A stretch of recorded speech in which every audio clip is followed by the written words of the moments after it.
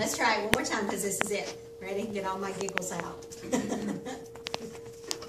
Okay, ready? All right. Can you imagine being 8 years old, having no parents, your brother dying, living in a poorhouse, and never being educated? That was the life of Annie Sullivan, probably one of the greatest teachers to ever live. At the age of 20 years old, she took her first teaching job, that of teaching a deaf-blind child by the name of Helen Keller. Their stories is one of the most compelling stories of compassion ever told. Today, I want to motivate you to find a career in teaching, a way you can show God's compassion for others. What better way to do this than in the life of a child? What better way to do this than as a teacher? I have been in the field of education for 29 years. I have served in the life of a child at many different levels. Preschool teacher, after-school director, center director, substitute teacher, paraprofessional with special needs children, Sunday school teacher, and PTA board member, and a mother. I'm so thankful that God has given me all those gateways to show His compassion for others and His love for children. In these few minutes, I want to show you how you can influence the life of a child. What better way to do this than as a teacher? There are 3 main points I want to consider: compassion, courage, confidence.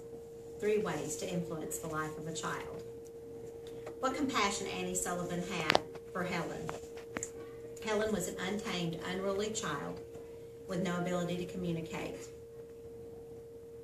Miss Sullivan took God's value of compassion and put it to use.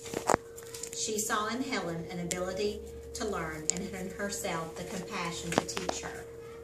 After spending weeks, Miss Sullivan had a breakthrough.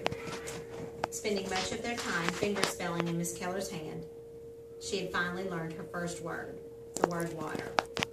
At the end of that wonderful day, she had learned 30 new words. And at the end of that summer, 600 words. In the book, Teacher, Miss Keller wrote, "My heart is singing for joy this morning. A miracle has happened. The light of understanding is shown in my pupil's little mind, and behold, all things are changed." What compassion.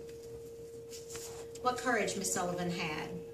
Having a disability of her own, she was able to overcome it and teach others.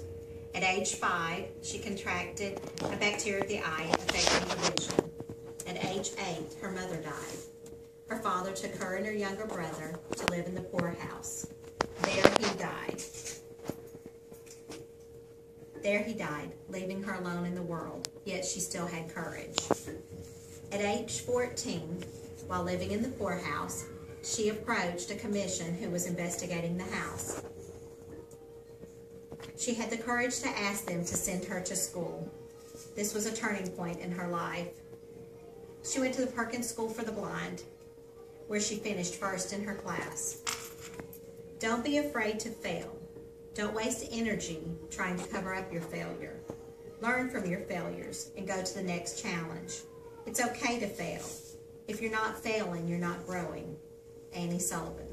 What courage. What confidence Miss Sullivan had. When asked about herself, she said, "I cannot explain it. When difficulties arise, I'm not perplexed or doubtful. I just know how to meet them."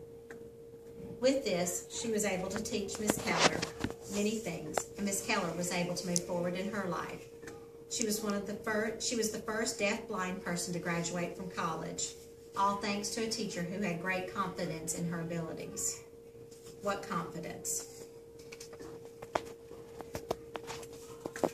I hope that I have given you some points to ponder. Compassion, courage, confidence. I hope that I've given you a reason to consider teaching as a profession,